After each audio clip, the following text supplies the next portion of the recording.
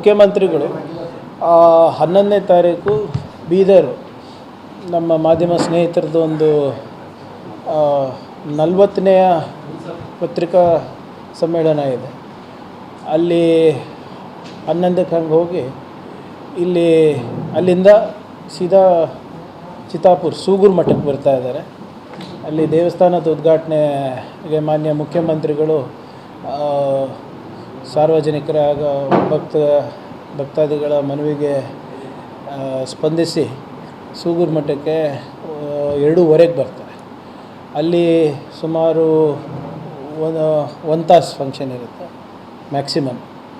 ಅದಾದಮೇಲೆ ಅಲ್ಲೇ ಹತ್ತಿರದಲ್ಲಿ ನಮ್ಮ ನಾಲ್ವಾರ್ ಮಠ ಇದೆ. ನಾಲ್ವಾರ್ ಮಠದಲ್ಲಿ ಹೋಗಿ ಸ್ವಾಮೀಜಿಯವರ ಆಶೀರ್ವಾದ ಪಡೆದು ಅಲ್ಲೇ ಸ್ವಲ್ಪ ಅವ್ರ ಜೊತೆ ಪ್ರಸಾದ ಮಾಡಿ ಅಲ್ಲಿಂದ ಸೀದಾ ಬೆಂಗಳೂರಿಗೆ ತೆರಳ್ತಾರೆ.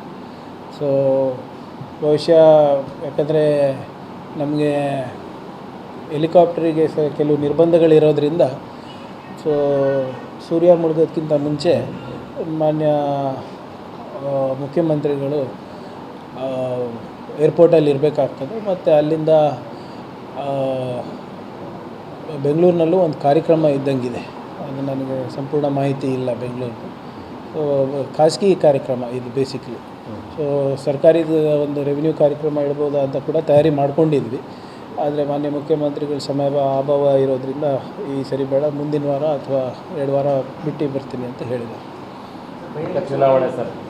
ಉಪಚುನಾವಣೆಯಲ್ಲಿ ನಮಗೆ ಎರಡೂ ಕಡೆ Bagalkote as well as Davanagere ಭಾಳ ದೊಡ್ಡ ಮಟ್ಟದ ದೊಡ್ಡ ಅಂತರದಲ್ಲಿ ಜಯವನ್ನು ನಾವು ಕಾಣ್ತೀವಿ. ನಮ್ಮ ಸಾಮಾಜಿಕ ಹಾಗೂ ಆರ್ಥಿಕ ಸಬಲೀಕರಣದ ಕಾರ್ಯಕ್ರಮಗಳಾದಂಥ ಗ್ಯಾರಂಟಿ ಯೋಜನೆ ಮತ್ತೊಮ್ಮೆ ನಮಗೆ ಕೈ ಹಿಡಿಯುತ್ತೆ ಅಂತ ನಮ್ಮದು ಸಂಪೂರ್ಣವಾದಂಥ ಭರವಸೆ ಇದೆ. ಶಾಮನೂರು ಶಿವಶಂಕರಪ್ಪ ಸಾಹೇಬರ ಸೇವೆಗೆ ಜನರು ಸಮರ್ಥಿಗೆ ಆಶೀರ್ವಾದ ಮಾಡ್ತಾರಂತನೂ ಕೂಡ ನನಗೆ ಸಂಪೂರ್ಣ ನಂಬಿಕೆ ಇದೆ. ಅದೇ ರೀತಿ ಮೇಟಿಯವರ ಸೇವೆಗೆ ಉಮೇಶ್ ಅವರ ಕೈ ಹಿಡಿತಾರೆ ಅಂತ ಕೂಡ ನನ್ನ ಸಂಪೂರ್ಣವಾದಂಥ ನಂಬಿಕೆ ನಂದಾಗಿದೆ. ಅಲ್ಲೇನೂ ಕೂಡ ಇದೆ. ಸಾರ್ವಜನಿಕರಲ್ಲೂ ಚರ್ಚೆ ನಡೆದಿದೆ. ಮತ್ತು ಎಲ್ಲ ನಮ್ಮ ನಾಯಕರು ಇಲ್ಲೇ ತಿಪ್ಪಣ್ಣಪ್ಪ ಕಮಕೂರು ಸಾಹೇಬ್ರು ಇರ್ಬೋದು, ಜಗದೇವರು ಇರ್ಬೋದು, ಎಲ್ಲರೂ ಕೂಡ ಅಲ್ಲೇ ಹೋಗಿ ಠಿಕಾಣೆ ಹೂಡಿ ಎಲ್ಲರೂ ನಮ್ಮ ಪಕ್ಷಕ್ಕೆ ಅಳಿಲು ಸೇವೆ ಸಲ್ಲಿಸಿದ್ದಾರೆ. ಅವರು ಕೂಡ ಅದೇ ಮಾಹಿತಿಯನ್ನು ಕೊಡ್ತಾ ಇರೋದು. ಮತ್ತು ನಿಮ್ಮ ಮಾಧ್ಯಮದ ರಿಪೋರ್ಟ್ ಪ್ರಕಾರನೂ ಕೂಡ 2-0 ಇನ್ ಫೇವರ್ ಆಫ್ ಕಾಂಗ್ರೆಸ್ ಆಗುತ್ತೆ ಅಂತ ಬರ್ತಾ ಇದೆ.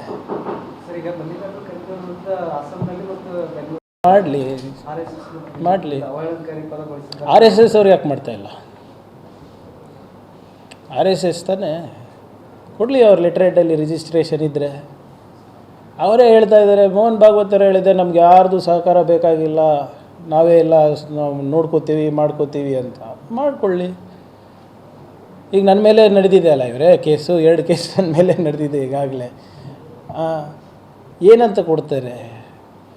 ಆಮೇಲೆ ಹೇಳಿದ್ದೇನು, ವಿಷ ಸರ್ಪ ಇದ್ದರೆ ಅದಕ್ಕೆ ಕೊಲ್ಲಿ ಅಂತ. ಈ ಯಾರಾದರೂ ನೀವು ವಿಷ ಸರ್ಪ ನೋಡಿದ್ರೆ ಅದಕ್ಕೆ ಹಾಲು ಕುಡಿಸ್ತೀರಾ ನೀವು? ಕೆಲವು ಸಿದ್ಧಾಂತಗಳು ನಮ್ಮ ಸಮಾಜದಲ್ಲಿವೆ, ವಿಷ ಕಾರ್ತವೆ, ಸಂವಿಧಾನದ ತದ್ವಿರುದ್ಧವಾಗಿದೆ. ಅವರ ದೃಷ್ಟಿಕೋನದಲ್ಲಿ ಸಮಬಾಳು ಸಮಪಾಲು ಇಲ್ಲ.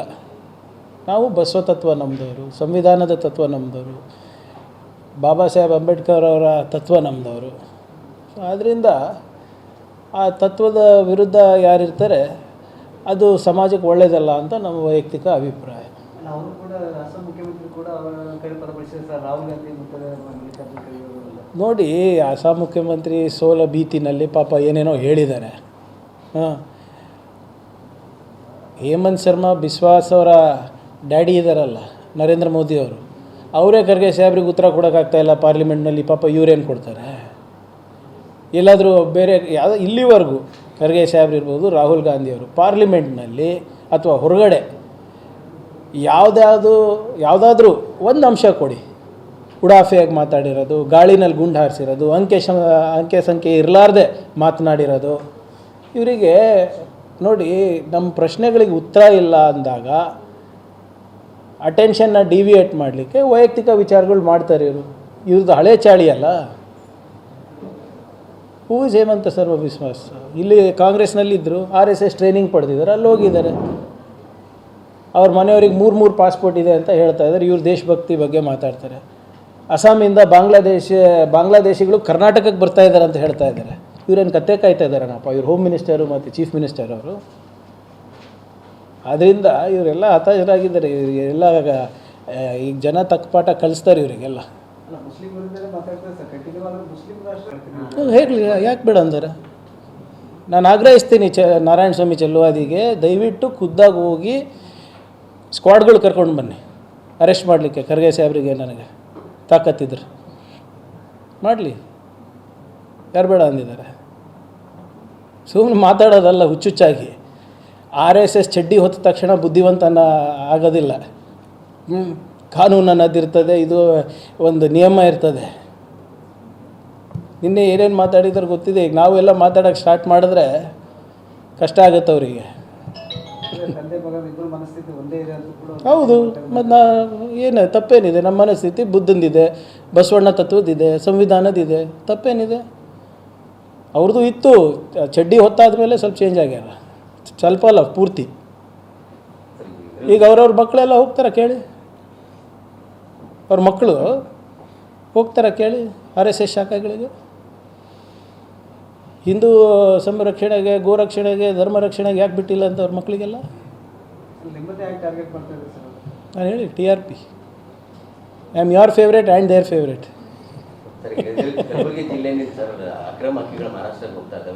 ಬೆಕ್ ಟಿವಿ ಕರ್ನಾಟಕ ಯೂಟ್ಯೂಬ್ ಚಾನೆಲ್ಗೆ ಈಗಲೇ ಸಬ್ಸ್ಕ್ರೈಬ್ ಮಾಡಿ. ಧನ್ಯವಾದಗಳು.